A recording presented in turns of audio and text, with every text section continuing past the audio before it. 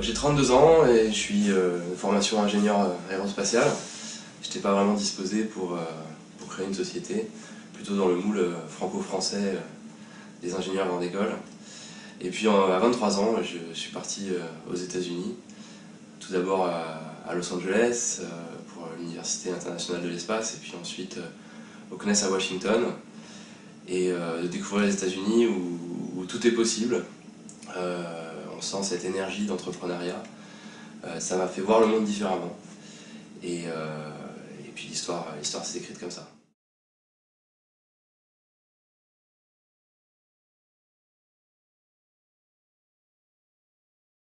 Depuis fin 2002, je travaillais avec Vincent Sabatier à l'ambassade de France aux États-Unis. Et il était aux États-Unis depuis plusieurs années et il a toujours été tenté par l'aventure de la création d'entreprise. Donc ça nous trottait dans la tête et début 2004, on a eu cette idée de village connecté en utilisant des moyens satellites suite à une rencontre avec Intelsat. Mais ça restait assez vague puisqu'il nous manquait la solution du dernier kilomètre.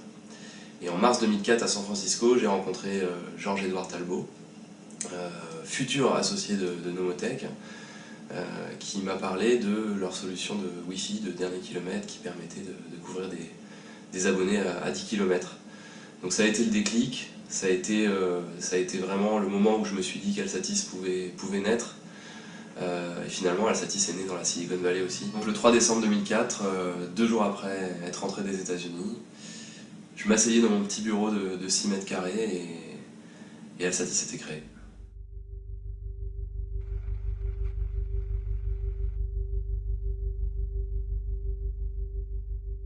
Alors pour cette question, j'ai dû un peu rechercher, hein, parce que la mémoire, au bout de 7 ans, 8 ans, ça s'est estompé.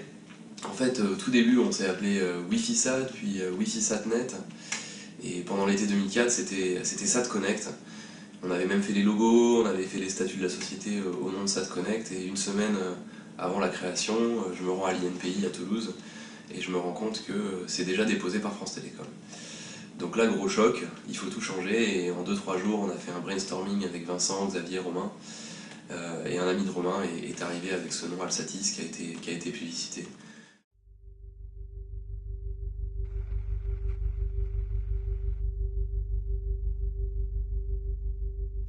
Il n'y a pas vraiment de secret, hein. Beaucoup de choses sont écrites dans les livres. Hein. La première chose, c'est qu'il faut beaucoup de travail et de persévérance. Je pense que les 2 premières années, que ce soit Xavier, Romain ou moi, on a travaillé beaucoup de week-ends et parfois quelques nuits pour des appels d'offres mémorables. Ensuite, il faut avoir confiance en soi. Il faut pouvoir, malgré les échecs, continuer, garder la tête froide. Parfois, il faut savoir arrêter, hein, comme ça m'est arrivé pour ma première société. Ensuite, il faut beaucoup de chance, comme la première commune avec qui nous avons fait affaire, à Vignollet-Lauragais, qu'on a trouvé seulement 1 mois après la création d'Alsatis. Il se trouvait que le maire adjoint était l'ancien chauffeur de car de Supaéro, et donc quand Romain et moi on est arrivés en disant qu'on venait de Supaéro, ça a tout de suite créé un lien et il nous a fait confiance. Ensuite, il y a eu les marchés de conseil dans les Alpes en 2006 qui nous ont permis de nous faire les dents sur les aspects techniques et les aspects juridiques de la L1425-1 qui sont assez compliqués pour pouvoir mieux conseiller les collectivités. Et enfin, c'est très important pour moi et puis pour toute l'équipe, c'est une équipe de fondateurs soudés, complémentaires. Forcément, les premières années, quand il y en a un qui n'avait pas le moral, l'autre était là pour le soutenir, pour lui dire qu'on pouvait encore y arriver. Il faut aussi que chacun ait sa place, et c'est ce qui est arrivé pour nous. Je rajouterai également qu'il faut avoir le luxe de pouvoir se planter, de prendre des risques. Xavier et Vincent avaient 35 ans, des familles. Ils avaient une sorte de parachute avec leur groupe respectif pour pouvoir rentrer si Alsatis ne marchait pas. Romain et moi, à 25 ans, on était jeunes ingénieurs, on n'aurait pas eu de problème pour trouver du travail. Forcément, ça joue. Et puis nos familles derrière, si vraiment il n'y avait plus d'argent et on ne pouvait plus payer le loyer, je serais rentré chez papa-maman.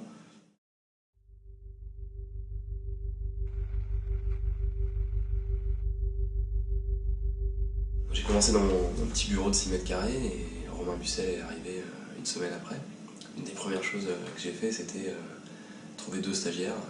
Et un des 2 stagiaires, c'est Thomas Mignon. Donc j'ai reçu son CV dans les premiers. comme s'il attendait ça. J'ai tout de suite appelé et je lui ai dit qu'on avait besoin de lui, et il a dit oui. Ça a été une décision importante pour la société, ça c'est sûr.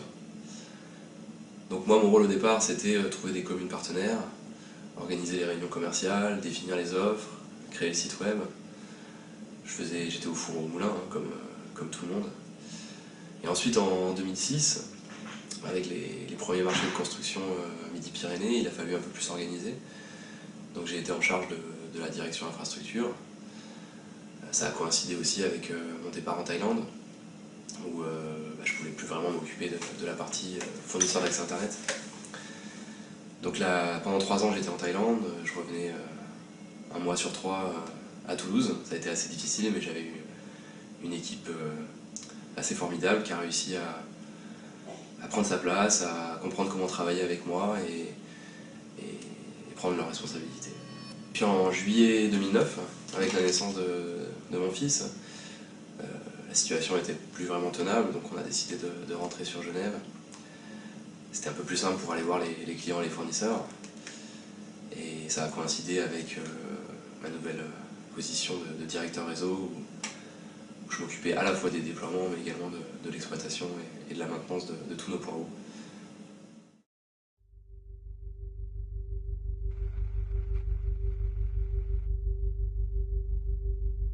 Alsati, c'est comme un petit bébé, hein, que ce soit Xavier, Romain, Thomas ou moi, on a tout analysé, on a tout décidé. Chaque chose que vous voyez, c'est passé par nous à un moment. Forcément, aujourd'hui, avec 8 millions de chiffres d'affaires, les problématiques sont plus du tout les mêmes. Donc Alsati s'agrandit. Mais bon, même si ça fait un peu démago, ma plus grande fierté, c'est d'avoir, grâce à une idée floue au départ, créé 50 emplois. Ça a changé la vie des gens, hein, et puis vous avez créé des familles, il y a eu des enfants qui sont nés, des amitiés qui se sont créées. On peut pas, enfin, c'est du bonheur tout simplement de se dire que tout ça c'est un petit peu grâce à toi. Après, ce qui est important, c'est que ça continue et que les gens qui travaillent pour Alsatis ou autour d'Alsatis aient toujours envie de venir le matin avec la niaque pour faire changer les choses.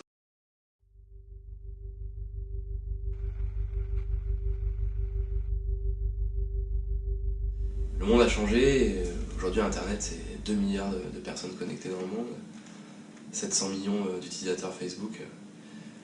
Le numérique, ça crée, les télécoms, ça crée 1 million d'emplois en France. Il y a 25% de la croissance française qui est liée à ce secteur. C'est très important donc, que les politiques et les industriels se concentrent sur ce secteur pour développer l'emploi.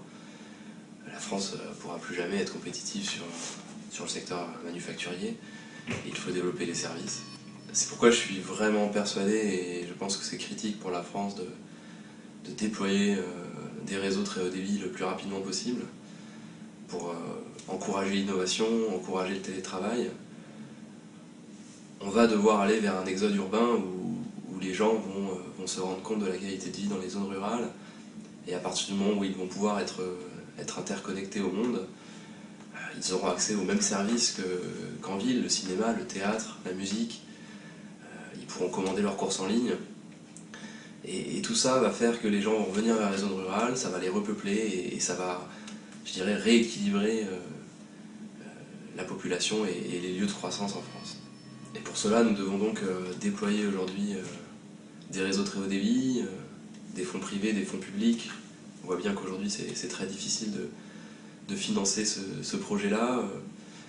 Le gouvernement essaye un peu ce qu'il peut pour s'envoyer la patate chaude avec les élus locaux. Mais il ne faut pas tergiverser, sinon on va rater le train, et les gens des pays comme la Corée, comme le Japon, qui ont déjà accès au gigabit, pour les particuliers, vont nous manger tout cru tout simplement. Donc comment faire de la manière pratique, même opérationnellement, même si on trouvait les financements, on ne pourrait pas opérationnellement construire un réseau fibre optique en quelques années. C'est pourquoi Alsatis a vraiment sa part à mener dans cette campagne de couverture très haut débit avec nos solutions radio. Je pense qu'en 2-3 ans, on pourrait coupler des déploiements fibre optique plus des déploiements radio qui permettraient d'avoir 20 mégas sur tout le territoire.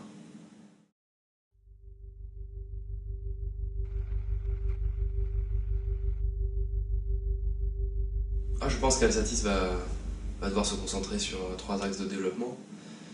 Le premier axe, c'est la montée en débit des territoires sur lesquels nous sommes déjà présents. On exploite aujourd'hui 1500 points hauts qui permettraient de couvrir plus de 200 000 foyers. C'est un parc important qu'il faut qu'on choye. Il faut qu'on travaille avec les élus pour que les investissements privés et publics puissent s'additionner et puissent permettre à tout le monde de bénéficier de ce 20 mégas triple play qu'on est capable d'apporter aujourd'hui. Il y aura certains territoires qu'il faudra qu'on abandonne malheureusement, où la péréquation ne pourra pas jouer, et d'autres territoires qu'il faudra vraiment, sur lesquels il faudra qu'on se concentre. Le deuxième axe de développement d'Alsatis, c'est la fibre optique. On ne peut pas rater cette opportunité de croissance. On voit bien le besoin, je l'ai expliqué précédemment. On va se retrouver avec des collectivités publiques qui ont un peu d'argent et qui ont un peu de vision, qui vont vouloir quand même investir dans des réseaux à elles, et qui n'auront pas les compétences pour exploiter ou commercialiser les offres. Ça pourra être parfois des tout petits réseaux, des réseaux locaux, communaux, intercommunaux. Et là, on a vraiment une chance, de par notre expérience des DSP, délégations de services publics, ou des PPP, partenariats publics-privés, sur lesquels on pourra travailler avec les communes et les communautés de communes pour exploiter leur réseau pour des particuliers, ce qu'on appelle FTTH, ou pour des entreprises dans les zones d'activité, comme sur le projet de Sarreguemines qu'on a récemment gagné. Il faut bien comprendre que les grands opérateurs n'arriveront jamais au niveau de détail qu'Alsatis peut donner aux élus. Notre avantage est vraiment de faire une offre locale, une offre de proximité et une offre adaptée aux besoins locaux, puisqu'aujourd'hui, il y a des entreprises qui veulent 10 mégas mais qui peuvent payer 1000 €, et des entreprises qui veulent payer 100 mais qui ont quand même besoin de 10 mégas. Donc qu'est-ce qu'on leur propose?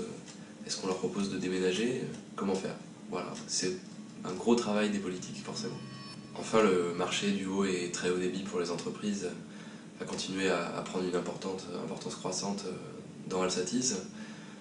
On a lancé ça avec l'impulsion énorme de Sébastien Seblin il y a 2 ans, et aujourd'hui c'est vraiment une boule d'innovation au sein d'Alsatis, portée par le besoin des entreprises, que ce soit de la téléprésence, de la voix sur IP, de l'hébergement, des alarmes, ou tout ce qu'on peut imaginer. Et notre grande force sur ce secteur entreprise, en plus de nos compétences techniques, c'est de savoir jongler, je pense, avec toutes les myriades d'offres d'opérateurs dans toute la France, pour au final réussir à proposer des factures beaucoup moins élevées à nos clients.